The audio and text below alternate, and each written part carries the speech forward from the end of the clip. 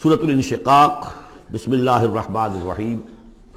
اذا السماء انشقت وأذنت لربها وحقت وإذا الأرض مدت وألقت ما فيها وتخلت وأذنت لربها وحقت يا أيها الإنسان إنك كادح إلى ربك كدحا فملاقيه۔ صدق اللہ العظیم۔ اذا السماء انشقت، جب آسمان پھٹ جائے گا۔ دیکھیے ساری یہ صورتیں وہی تذکیر آخرت۔ وأذنت لربها، اذنت کان لگائے ہوئے ہے اپنے رب کے لیے، سنتی ہے یہ زمین جو ہے، یہ آسمان گویا کہ کان لگائے ہوئے۔ اذنت لربها وحقت، استمع له وانقاد، سنا اللہ کی بات کو، اپنے رب کی بات کو، اور اطاعت کی۔ لربها وحقت، اور تعمیل کر دے، اور یہ اسی کی مستحق ہے، اس کا حق یہی ہے، اس کا مقام یہی ہے۔ حقا یحقو سے یہ مجہول بن گیا حقت۔ وَإِذَا الْأَرْضُ مُدَّتْ، اور جب کہ زمین کو پھیلا دیا جائے گا یا کھینچ دیا جائے گا۔ وَأَلْقَتْ مَا فِيهَا وَتَخَلَّتْ، اور وہ نکال باہر کرے گی، گرا دے گی باہر جو بھی اس کے اندر تھا، اور خالی ہو جائے گی۔ یہ آگے چل کر سورہ زلزال میں بھی آئے گا، وَأَخْرَجَتِ الْأَرْضُ أَثْقَالَهَا، جبکہ زمین اپنے سارے بوجھ نکال کر باہر پھینک دے گی، جو مردے ان میں دفن ہیں، جو بھی ان کے اجزاء ہیں، ان سب کو نکال کر، تاکہ وہ دوبارہ بنے اور بن کر کھڑے ہو جائیں، اور بھی جو کچھ ہے۔ وَأَذْنَتْ لِرَبِّهَا وَحُقَّتْ، اور زمین کا معاملہ بھی یہی ہے کہ وہ اپنے رب کا حکم سنتی ہے اور اس کی تعمیل کرتی ہے، اور وہ اسی کی سزاوار ہے، یہی اس کو لائق ہے، زیب دیتا ہے۔ یا ایھا الانسان، اے انسان، انک کادح الی ربک کدحا فملاقیہ، یہ بہت چل کر سورہ بلد میں بھی آئے گی کہ انسان کو، ہر انسان کو مشقت میں پیدا کیا گیا ہے۔ ہر انسان کے لیے دنیا جو ہے دار المحن ہے، اگرچہ مشقتوں کی نوعیت جو ہے اس میں فرق ہے۔ کسی کی جسمانی مشقت زیادہ ہے، وہ کسی چلائی ہے، اس نے اینٹیں ڈھوئی ہیں، ہل چلایا ہے، پھر وہ رات کو ایسا سوتا ہے کہ اس کو صبح کی خبر لیتا ہے، اسے اس وقت بے چینی کوئی نہیں ہوتی۔ کسی کی ذہنی ہے، مل کا مالک ہے، بیٹھا ہوا ہے، پرابلم، وہ رات کو بھی پیچھا نہیں چھوڑتے وہ پرابلمز، پھر اسے ہپنوٹکس چاہیے، اسے کوئی اور سیڈیٹس چاہیے، کسی طرح کی چیزیں، اینٹی ڈپریسنٹس چاہیے۔ ساری جو آج دنیا میں سب سے بڑی مارکیٹ جو ہے میڈیسنز میں، وہ ان دوائیوں کی ہو چکی ہے امریکہ میں۔ جو سب سے مہنگی دوائیاں وہ یہ ہیں امراض ذہنی کی۔ کن کو ہوتے ہیں یہ؟ عام طور پر جن لوگوں کے ہاں ایفلوئنس ہے۔ تو معلوم ہے کہ ہر ایک کے لیے کوفت ہے۔ پھر یہ کہ کسی کو کوئی غم ہے، کسی کو کوئی غم ہے۔ عام آدمی یہ سمجھتا میں پیدل چل رہا ہوں، اس کے پاس سائیکل ہے، یہ بڑا اچھا ہے، بہت عمدہ ہے۔ اس سائیکل والے سے پوچھئے، اسے نظر آتا ہے کار پہ جاتا ہوا، اس کو اس کی جلن ہو رہی ہے۔ کار والا جو ہے وہ دیکھتا ہے کہ مجھ سے بہت زیادہ نئے ماڈل کی کار پہ گیا ہے، نئی کار پر زلزلاتا ہوا، اسے اس کی کوفت ہو رہی۔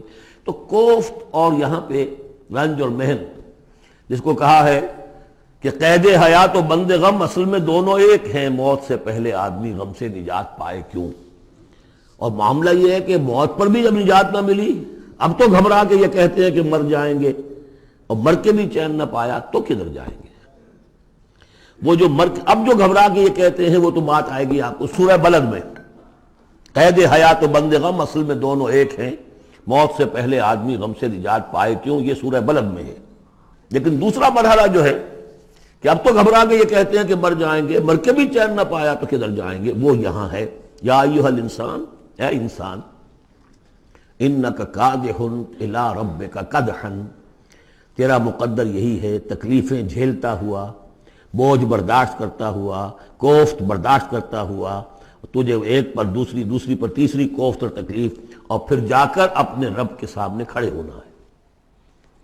ملاقی، اب جو بار برداری کے حیوان ہیں، بیل ہے جتا ہوا ہے، اب جتائے رکھیے، اسے رہٹ میں لگا لیا آپ نے اس کو کسی اپنے ہل میں جوت لیا، اس کے بعد اس سے حساب کتاب تو کوئی نہیں نا۔ حضرت ابوبکر کہا کرتے تھے عجیب کیف کے عالم میں، کاش کہ میں ایک چڑیا ہوتا جو درختوں پر چہچہا رہی ہے، اس سے کوئی محاسبہ نہیں۔ کاش کہ میں گھاس کا ایک تنکا ہوتا جو جلا دی جاتی ہے، ختم ہو جاتی ہے، اس سے محاسبہ کوئی نہیں ہے، پوچھ گچھ کوئی نہیں۔ یہاں ہے محاسبہ۔ یا ایھا الانسان انک کادح، مشقتیں بھی جھیلو، صدمے بھی جھیلو، بوجھ بھی اٹھاؤ، اینٹیں بھی ڈھو، اور جو بھی کرنا ہے قلم کی گھس گھس کرو، بیٹھو، جاؤ 3 جگہ 4 جگہ مطلب کرو اور مریضوں کی خدمتیں کرو، اور پھر یہ کہ سب کچھ کر کے پھر ایک دن کھڑے بھی ہو جانا ہے، اب جاؤ ذرا حساب کتاب۔ لن تزول قدم ابن آدم حتی یسأل عن خمس، ابن آدم کے قدم ہل نہیں سکیں گے جب تک کہ 5 چیزوں کا حساب نہ لے لیا جائے۔ عن عمرہ فیما افناہ، حساب دو عمر کا، 80 برس کی عمر دی تمہیں، کہاں فنا کی؟ خاص طور پر وعن شبابہ فیما ابلاہ، شباب، جوانی، قوتوں کا، امنگوں کا دور، وہ کہاں گلائی تھی جوانی۔ وعن مالہ من این اکتسبہ وفیما انفقہ، مال کا حساب دو، کہاں سے کمایا تھا، حلال سے کہ حرام سے، اور کہاں خرچ کیا تھا، عیاشیوں میں، عللوں تللوں میں یا ادائے حقوق میں۔ وَعَمَّا عَمِلَ فِيمَا عَلِمَ، اور 5واں سوال سب سے مشکل ہے، جو علم حاصل ہوا تھا اس میں عمل کتنا کیا۔ اس اعتبار سے ایک بات بتا دوں، برا نہ مانے، جن لوگوں نے پابندی سے یہاں، یہ ان کی سب سے بڑی مشکل ہو گئی ہے، اب سب سے بڑی مشکل اب ان کی ہے۔ اما عمل فیما علم، جو علم حاصل ہوا ہے اس میں عمل کا حساب کتاب ہوگا۔ وہ غریب جنہیں موقع ہی نہیں ملا، کبھی کوئی ایسی صورت ہی نہیں بنی کہ ان کے سامنے قرآن کی دعوت آ گئی ہو، ان کے پاس شاید کوئی نہ کوئی عذر ہو، ان کے عذر کا حصہ جائے گا ان پر جن کے ذمہ تھا کہ قرآن کی پہنچایا نہیں پہنچایا۔ لیکن یہ ہے کہ جن تک یہ بات پہنچ گئی انہیں سمجھ لینا چاہیے کہ بہت سخت ہے معاملہ۔ یا ایھا الانسان انک کادح الی ربک کدحا فملاقیہ فاما من اوتی کتابہ بیمینہ، تو وہ کہ جس کو دی جائے گی کتاب اس کے داہنے ہاتھ میں، فسوف یحاسب حسابا یسیرا، تو اس سے تو لیا جائے گا بہت ہی ہلکا نرم حساب۔ وہ ہلکا اور نرم حساب کیا ہے؟ بخاری اور مسلم دونوں میں حضرت عائشہ سے روایت موجود ہے رضی اللہ تعالی عنہا، ینظر فی کتابہ ویتجاوز عن سیئاتہ واما من نوقش فی الحساب فقد ہلک، یعنی حساب یسیر یہ کہ کتاب نہ اس کا دیکھ لیا جائے گا بس ایک نظر سے، اور اس کی خطاؤں کو بخش دیا جائے گا۔ لیکن جس سے مناقشہ ہو گیا، جرا ہو گئی، وہ ہلاک ہو جائے گا۔ حساب یسیر یہ ہے، کوئی مناقشہ نہیں، کوئی جرا نہیں، اللہ تعالیٰ ان سے نرم معاملہ کرے گا۔ وَيَنْقَلِبُ إِلَىٰ أَهْلِهِ مَسْرُورًا، وہ جب واپس آئے گا اس عدالت کے کٹہرے سے تو بڑا خوش و خرم آئے گا اپنے گھر والوں کے پاس کہ جان چھٹی لاکھوں پائے، اللہ تعالیٰ کی رحمت سے، اللہ کی مغفرت سے میرا معاملہ تو سیدھا ہو گیا۔ لیکن اب اس کے برعکس کیا ہے؟ وَأَمَّا مَنْ أُوتِيَ كِتَابَهُ وَرَاءَ ظَهْرِهِ، اور وہ شخص کہ جس کو دیا جائے گا اس کا اعمال نامہ اس کی پیٹھ کے پیچھے سے۔ وہ کیوں؟ دینا تو ہے بائیں ہاتھ میں، وہ بائیں ہاتھ پیچھے کر لے گا، میں لینا نہیں چاہتا تو وہاں پکڑا دیں گے، یہاں حاضر ہے، وَرَاءَ ظَهْرِهِ فَسَوْفَ يَدْعُو ثُبُورًا، اب وہ موت طلب کرے گا، کسی طرح موت آ جائے، میں ختم ہو جاؤں، میں معدوم ہو جاؤں، میرا وجود نہ رہے۔ وَيَصْلَىٰ سَعِيرًا، لیکن وہ داخل ہوگا جہنم میں۔ إِنَّهُ كَانَ فِي أَهْلِهِ مَسْرُورًا، بہت اہم ہے یہ مقام۔ وہ اپنے اہل و عیال میں بڑا خوش و خرم رہا ہے زندگی میں، دنیا میں، حرام سے دن بھر کی محنت کر کے۔ دیکھیے ایک بات آپ کو بتا دوں، اگر آپ اللہ کے دین کا حق ادا نہیں کر رہے تو چاہے 100% حلال سے کما رہے ہیں، حرام کھا رہے ہیں، اس لیے کہ اللہ کے دین کا حق آپ نے ادا نہیں کیا۔ وہ جو غصب کیا جا رہا ہے اللہ کا حق، وہ کہاں جائے گا جب تک کہ آپ وہ حق ادا نہ کریں جو دین کا ہے۔ اس اعتبار سے سمجھ لیجیے حرام اور حلال یہی نہیں ہے، حرام اور حلال کے بڑے مراتب ہیں۔ ایک حرام خور وہ ہے جو سور کھا رہا ہے، آپ نے کہا بہت، یہ تو چھی چھی چھی چھی، سور کھا رہا ہے، حرام سب کو معلوم۔ ایک وہ ہے جو کھا رہا ہے بکری کا گوشت، بکری بھی خود ذبح کی ہے تاکہ قصائی کا بھی معاملہ کوئی خراب نہ ہو جائے، لیکن یہ کہ وہ بکری خریدی ہے کسی کی جیب کاٹ کے، تو کیا کھا رہا ہے؟ حلال کے حرام؟ حرام۔ اس کو بڑھاتے جائیے، باطل کے غلبے کے تحت سانس لینا بھی حرام ہے۔ You have reconciled، تم نے باطل کو تسلیم کر لیا، ذہن قلبن، طاغوت کو تسلیم کر لیا ہے، تمہارا جینا حرام، تمہارا سانس حرام۔ الا یہ کہ تن من دھن، اپنی صلاحیتوں کا صرف منیمم رکھا جائے اپنے لیے اور میکسیمم جو ہے خرچ کر دیا جائے اس نظام کو بدلنے کے لیے، وہ اس کا کفارہ ہو جائے گا۔ ورنہ یہ کہ وہ آپ ناپ تول کر کے تو حلال کھا رہے ہیں، لیکن جس نظام باطل کی آپ چاکری کر رہے ہیں، جس کی ملازمت کر رہے ہیں، جسے سپورٹ کر رہے ہیں، بڑی تنخواہ ملی ہے، ورلڈ بینک کی کسی برانچ میں جو ہے مینیجر لگ گئے ہیں، کس نظام کو آپ چلا رہے ہیں؟ بہرحال وہ بات لمبی ہو جائے گی۔ لیکن وہ دنیا میں خوش و خرم تھا، اچھا کھلا رہا تھا، دودھ ملائی ربڑی اپنے بچوں کو، ہر وقت آ رہا ہے تو نئی چیزیں لے کر آ رہا ہے، ولایت سے آ رہا ہے تو ایک ایک بچے کو بلا کر تمہارے لیے یہ لایا ہوں، تمہارے لیے یہ لایا ہوں۔ وہ دنیا میں وہ خوشیاں لے آیا، اب یہاں کچھ نہیں ہے۔ وہ اللہ کا بندہ جو دنیا میں ڈرتا رہا، انا کنا فی عہدنا مشفقون، ہم تو ڈرتے تھے کیا ہوگا، اللہ کے حضور میں روز کھڑا ہونا ہوگا، ان کے لیے یہاں آیا ینقلب الی اہلہ مسرورا، اب وہ لوٹے گا اللہ کی عدالت کی کٹہری سے اپنے گھر والوں کی طرف تو خوش و خرم ہوگا۔ اور یہ جو ہے یہ دنیا میں خوش و خرم رہا تھا اپنے اہل و عیال میں۔ انہ کان فی اہلہ مسرورا انہ ظن ان لن یحور، اس کو گمان یہ ہو گیا تھا کہ لوٹ کر آنا نہیں ہے، ہمارے پاس آنا نہیں ہے۔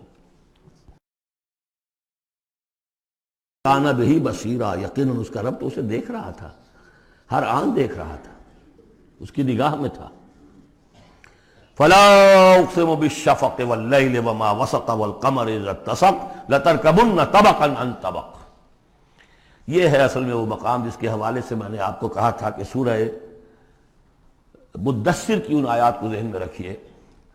کلا والقمر، تو یہ دیکھیے کہ وہاں بھی درمیان میں پھر اثر نو قسمیں آ گئی تھی، دو تقریباً جو سمجھیے دو صورتیں بن گئیں، شروع میں یا ایھا المدثر سے لے کر اور آیت نمبر 31 تک، اور پھر کلا والقمر واللیل اذ ادبر والصبح اذا اسفر انہا لإحدی الکبر۔ وہی بات یہاں ہے، ایک مضمون پورا ہو چکا۔ فلا اقسم بالشفق، تو نہیں مجھے قسم ہے شام کی سرخی کی، واللیل وما وسق، اور رات کی اور جو چیزیں اس میں سمٹ آتی ہیں، والقمر اذا اتسق، لیکن پھر جب چاند جو ہے رفتہ رفتہ بھرتا ہے اور پورا ہو جاتا ہے، 14ویں کا چاند بن جاتا ہے۔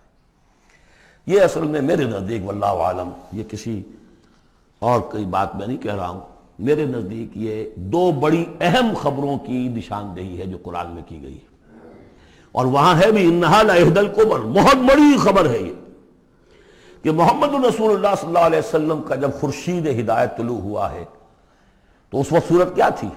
600 سال کی رات تھی جس میں کوئی نبی نہیں آیا تھا، بس چاند کے کچھ اثرات، کچھ روشنی، کچھ تھے نیک لوگ، کچھ جنات میں بھی نیک تھے، لیکن اکثر و بیشتر دنیا کے اوپر جو غلبہ ہو گیا تھا وہ بالکل باطل کا۔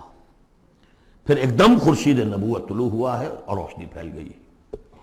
اب خبر دی ہے اسی خورشید نبوت نے صلی اللہ علیہ وسلم کہ قیامت سے پہلے ایک مرتبہ پھر یہ دین کا غلبہ ہوگا، جیسا آپ کے دست مبارک سے بنفس نفیس جزیرہ نماء عرب پر پورا خورشید اسلام چھا گیا، نظام دین قائم ہو گیا۔ الیوم اکملت لکم دینکم واتممت علیکم نعمتی ورضیت لکم الاسلام دینا، جاء الحق وزہق الباطل ان الباطل کان زہوقا۔ اور اس کے بعد یہ کہ خلفاء ثلاثہ کے زمانے میں، حضرت علی کے زمانے میں کوئی توسیع نہیں ہوئی، حضرت ابوبکر، حضرت عمر، حضرت عثمان، خلفاء ثلاثہ کے زمانے میں توسیع ہوئی۔ حضرت علی کے زمانے میں ان پر کوئی الزام نہیں، ان کا کوئی قصور نہیں، لیکن یہودی سازش عبداللہ ابن سبا کی، اس کی وجہ سے مسلمان آپس ہی میں لڑ پڑے، 1,00,000 جانیں ختم ہو گئی آپس میں لڑ کر، جنگ جمل، جنگ صفین، جنگ نہروان، 1,00,000 کے قریب۔ تو مومنٹم گاڑی کا ٹوٹ گیا، موشن ٹوٹ گئی۔ اس کے بعد پھر بہرحال حضرت امیر معاویہ کے زمانے میں پھر کچھ آگے قافلہ چلا ہے، لیکن اس شان کے ساتھ پھر نہیں بڑھ سکی بات، جس شان سے کہ دور فاروقی میں، دور عثمانی میں، دور صدیقی میں بات بڑھ رہی تھی۔ بہرحال وہ تو پروسیس رک کر اور پیچھے ریورس بھی ہو گیا، لیکن حضور کی دی ہوئی خبر ہے کہ دوبارہ دنیا میں دین کا غلبہ ہوگا اور گلوبل ہوگا، پوری دنیا میں ہوگا۔ وہ حدیثیں ہم نے نوید خلافت کے عنوان سے کتابچہ 8 صفحے کا کتابچہ بہت شائع کی ہیں، میں صرف یہ بتا رہا ہوں وہاں حضور کے زمانے میں کل 23 برس میں انقلاب برپا ہو گیا۔ سورج ایک دم طلوع ہو جاتا، کتنی دیر لگتی ہے، طلوع ہو گیا، لیکن اب جو روشنی آئے گی وہ آئے گی تدریجاً۔ اس کی شان کیا ہوگی؟ فلا اقسم بالشفق، ایک شفق کی روشنی ہوتی ہے جب رات سورج تو غروب ہو گیا لیکن شفق ابھی ہے. وہ حال ہے اس وقت دنیا کا کہ اسلام کی روشنی غروب ہو چکی ہے، صرف شفق کی لالی سی نظر آ رہی ہے. اس کے بعد واللیل وما وسق، پوری دنیا کے اوپر دین کے اعتبار سے تاریکی چھا گئی ہے، رات ہے. اور رات جو ہے اپنے اندر جن جن چیزوں کو سمیٹ لیتی ہے. لیکن والقمر اذا اتسق، لیکن چاند طلوع ہوتا ہے، پہلے دن، دوسرے دن، تیسرے دن بھرنا شروع ہوتا ہے، یہاں تک کہ وہ پورا ہو جاتا ہے. اب چاند کی چاندنی جو ہے وہ پھر دنیا کے اندر اس کو رات کو منور کر دیتی ہے. لَتَرْكَبُنَّ طَبَقًا عَنْ طَبَقٍ، اسی طرح تم چڑھو گے درجہ بدرجہ. یعنی اب جو تجدید دین کا کام ہوگا، اب جو اقامت دین کی جد و جہد ہوگی، اب جو دنیا میں خلافت علی منہاج النبوت کا نظام قائم ہوگا، تو وہ کسی ایک نسل میں نہیں ہو جائے گا، کسی ایک دائی یا ایک تحریک کے ذریعے سے نہیں ہو جائے گا، درجہ بدرجہ. کسی نے ایک کام کر دیا، علامہ اقبال نے ایک فکر کو واضح کر دیا کہ اسلام مذہب نہیں دین ہے، اور جدا ہو دین سیاست سے تو رہ جاتی ہے چنگیزی. یہ ایک وحدت ہے.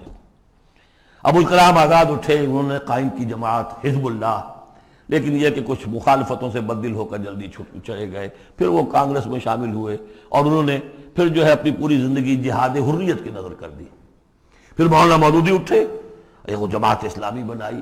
افسوس کہ پاکستان میں آ کر وہ یہاں کی قومی سیاست کے اندر داخل ہو کر انہوں نے بھی منزل کھوٹی کر لیا. وہ قافلہ جو ہے جیسے کہ کہیں کسی دلدل میں پھنس گیا ہے.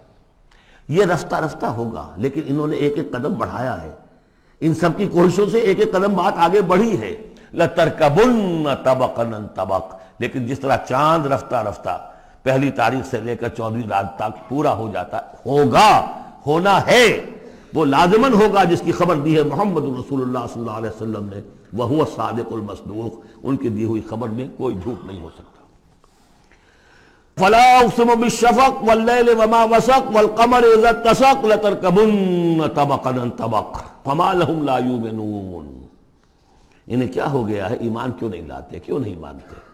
واذا قرئ علیہم القرآن لا يسجدون، اور جب ان پر قرآن ان پڑھ کر سنایا جاتا ہے کیا ہو گیا انہیں کہ سجدہ نہیں کرتے. بل الذین کفروا یکذبون، بجائے ایمان لانے کے یہ کافر جو ہیں یہ تو الٹا اور جھٹلا رہے ہیں. یہاں ذرا نوٹ کر دیجئے، یہ لفظ بے شمار مرتبہ آیا ہے، کفر اور تکذیب، کفر اور تکذیب. والذین کفروا بآیاتنا وکذبوا، تو کفر اور تکذیب یہ کیا صرف تکرار ہے یا اس کے اندر فرق ہے کچھ؟ کفر کے معنی ہے چھپا دینا، دبا دینا. فطرت انسانی میں جو گواہیاں موجود ہیں جو ان کو دبا رہا ہے یہ کفر ہے. ان گواہیوں کو ابھارنے کے لیے، ایکٹیویٹ کرنے کے لیے قرآن مجید کی آیات آئی، ان کی تکذیب کر رہا ہے، یہ بہت بڑا جرم ہے. یہ دو جرم علیحدہ ہیں. اپنی فطرت کے اندر جو گواہیاں مضمر ہیں انہیں چھپانا، دبانا، لیکن پھر جب آیات ربانیہ سامنے آئے ان کو جھٹلا دینا، یہ ڈھٹائی کی حد ہے. پھر والذین کفروا وکذبوا بآیاتنا اولئک اصحاب النار هم فیہا خالدون. یہ تو جو پہلا چارٹر دیا گیا تھا حضرت آدم کو خلافت عرضی کا چارج سنبھالتے وقت، اب اتر جاؤ یہاں سے، اس جنت سے جاؤ نیچے اور جا کر چارج لو زمین کا، اور وہاں کیا ہوگا؟ فَإِمَّا يَأْتِيَنَّكُم مِّنِّي هُدًى فَمَن تَبِعَ هُدَايَ فَلَا خَوْفٌ عَلَيْهِمْ وَلَا هُمْ يَحْزَنُونَ وَالَّذِينَ كَفَرُوا وَكَذَّبُوا بِآيَاتِنَا. کفر پہلا جرم اور تکذیب یہ مہا جرم. کفر تو اس وجہ سے بھی ہو سکتا ہے اس ماحول کے اثرات تھے، آپ ذہول میں رہے، آپ دبے ہوئے تھے، لیکن جب وہ روشنی آ گئی پھر اس کی تکذیب، یہ معلوم ہوا کہ اب یہ جرم جو ہے اپنی آخری حد کو پہنچ گیا. بل الذین کفروا یکذبون، یہ کافر جو ہے جھٹلا رہے ہیں. واللہ عالم بما یوعون، اور اللہ کو معلوم ہے کہ یہ کیا بھرے ہوئے ہیں اپنے ہاں. عام طور پر سمجھا ہے کہ جو انسان مال دولت نہیں، اندر ان کے بغض ہے، حسد ہے، تکبر ہے، اس کی وجہ سے یہ تکذیب کر رہے ہیں. یہ نہیں کہ یہ حق کو پہچان نہیں پائے ہیں، ان کے اندر جو ہے بغض، حسد اور تکبر بھرا ہوا ہے. فبشرہم بعذاب علیم، تو اے نبی ان کو بشارت دے دیجئے دردناک عذاب کی. الا الذین آمنوا وعملوا الصالحات لہم اجر غیر ممنون، سوائے ان کے کہ جو لوگ ایمان لائے اور جنہوں نے نیک عمل کیے، ان کے لیے اجر ہے بے انتہا، کبھی ختم نہ ہونے والا، منن کاٹ دینا، اگر کوئی چیز کٹ جائے گی اس کی انتہا ہو گئی، نہیں، یہ کٹ نہیں سکے گا، اس کا سلسلہ جاری رہے گا مسلسل غیر ممنون، یہ مسلسل ہے، ختم ہونے والا نہیں ہے۔